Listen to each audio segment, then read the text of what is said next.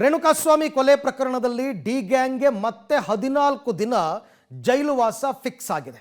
ಈ ನಡುವೆ ತನಿಖೆಯ ಆಳಕ್ಕೆ ಪೊಲೀಸರು ಇಳಿತಾ ಇದ್ದಾರೆ.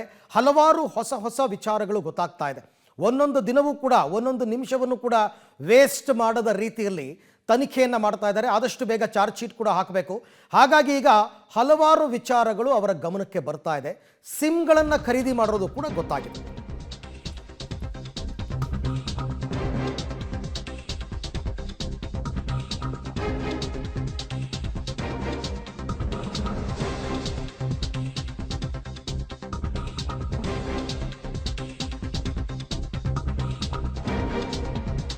ಕೊಲೆ ಕೇಸಲ್ಲಿ ಡಿ ಗ್ಯಾಂಗ್ಗೆ ಮತ್ತೆ 14 ದಿನ ಜೈಲು.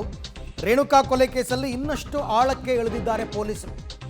ರಿಮ್ಯಾಂಡ್ ಕಾಪಿಯಲ್ಲಿ ಬಯಲಾಗಿದೆ ಮತ್ತಷ್ಟು ಕೃತ್ಯ. ರಿಮ್ಯಾಂಡ್ ಕಾಪಿ ಅಂತ ಕೊಡ್ತಾರಲ್ಲ, ಅದರಲ್ಲಿ ಕೋರ್ಟ್ಗೆ ಸಲ್ಲಿಸ್ತಕ್ಕಂಥದ್ದು. ಕೊಲೆಗಾಗಿ ಮಾಡಿದ ಕಿರಾತಕ ಪ್ಲಾನ್ಗಳು ಈಗ ಒಂದೊಂದಾಗಿ ಬಹಿರಂಗವಾಗ್ತಾ ಇದೆ. ಕೊಲೆ ಕೇಸ್ನಲ್ಲಿ ಡಿ ಗ್ಯಾಂಗ್ಗೆ ಮತ್ತೆ 14 ದಿನ ಜೈಲಾಗಿದೆ. ಅಂದರೆ ಮತ್ತೆ ನ್ಯಾಯಾಂಗ ಬಂಧನಕ್ಕೆ ಒಪ್ಪಿಸಿದ್ದಾರೆ. ಆದರೆ ಪೊಲೀಸರು ಮಾತ್ರ ಸುಮ್ಮನೆ ಕೂತಿಲ್ಲ. ಪೊಲೀಸರಿಗೆ ಈ ವಿಚಾರದಲ್ಲಿ ಹಲವಾರು ಅಂಶಗಳು ಪತ್ತೆಯಾಗ್ತಾ ಇದೆ. ತನಿಖೆಯ ಆಳಕ್ಕೆ ಇಳಿತಾ ಒಂದೊಂದೇ ವಿಚಾರಗಳು ಬಯಲಾಗ್ತಾ ಇದೆ. ಹಾಗಾದರೆ ಈಗ ಪೊಲೀಸರಿಗೆ ಸಿಕ್ಕಿರ್ತಕ್ಕಂಥ ದೊಡ್ಡ ಲೀಡ್ ಏನು ಅಂತಕ್ಕಂಥದ್ದು ಪ್ರಶ್ನೆ. ಏನದು ಲೀಡ್ ಅಂತಕ್ಕಂಥದ್ದನ್ನು ನಾವು ನೋಡ್ತಾ ಹೋಗೋಣ.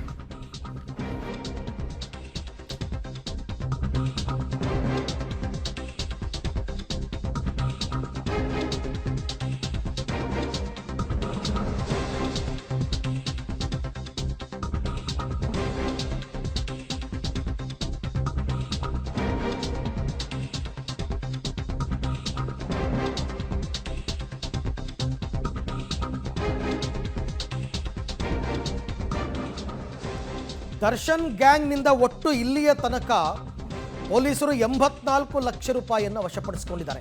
ಇದೆಲ್ಲವೂ ಕೂಡ ರಿಮ್ಯಾಂಡ್ ಕಾಪಿಯಲ್ಲಿ ಹಾಕಿರ್ತಕ್ಕಂಥದ್ದು. ಪೊಲೀಸರೇ ಉಲ್ಲೇಖ ಮಾಡಿರೋದು. ಶೆಡ್, CCTV, ಪವಿತ್ರ ಗೌಡ ಮನೆಯಲ್ಲಿ ಲ್ಯಾಪ್ಟಾಪ್ ಅನ್ನು ವಶಪಡಿಸಿಕೊಂಡಿದ್ದಾರೆ.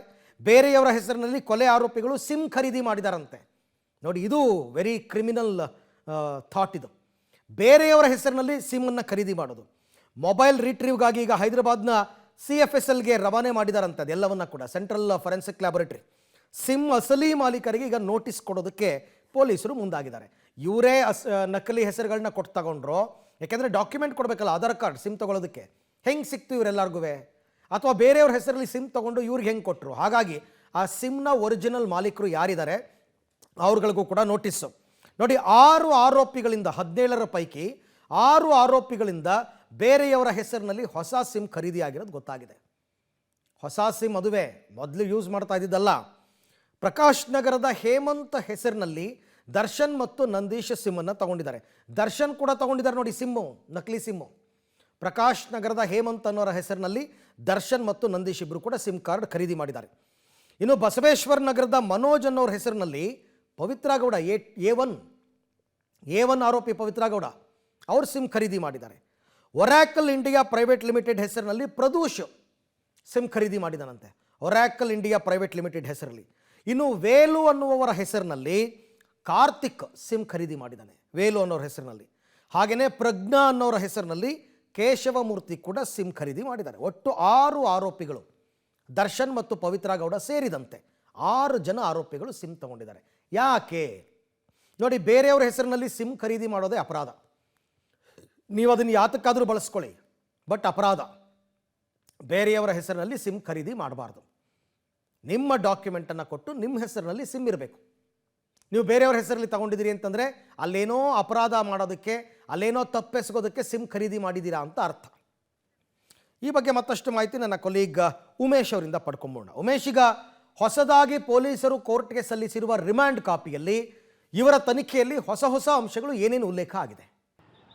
ಅರವಿಂದ್, ನಿನ್ನೆಯನ್ನು 14 ದಿನಗಳ ಕಾಲ ನ್ಯಾಯಾಂಗ ಬಂಧನ ಆದ ಹಿನ್ನೆಲೆಯಲ್ಲಿ ನಿನ್ನೆ ಕೋರ್ಟ್ ಮುಂದೆ ಅಂದರೆ VC ಮುಂದೆ, ನ್ಯಾಯಾಧೀಶರ ಮುಂದೆ ಆರೋಪಿಗಳನ್ನು ಕೂಡ ಹಾಜರುಪಡಿಸಿದ್ರು. ಈ ಸಂದರ್ಭದಲ್ಲಿ ಅವರಿಗೆ ಮತ್ತೆ 14 ದಿನಗಳ ಕಾಲ ಮತ್ತೆ ನ್ಯಾಯಾಂಗ ಬಂಧನ ವಿಸ್ತರಣೆ ಕೂಡ ಮಾಡಿದರು. ಆದರೆ ದರ್ಶನ್ ಪರ ವಕೀಲರು ಏನಿದ್ರು, ಅವರು ರಿಮೈಂಡ್ ಅಪ್ಲಿಕೇಶನ್ ಇಲ್ಲಿವರೆಗೂ ಕೊಟ್ಟಿಲ್ಲ ಅನ್ನೋ ಬೇಡಿಕೆ ಹಿನ್ನೆಲೆಯಲ್ಲಿ ರಿಮೈಂಡ್ ಅಪ್ಲಿಕೇಶನ್ ಕೊಡ್ತಾರೆ.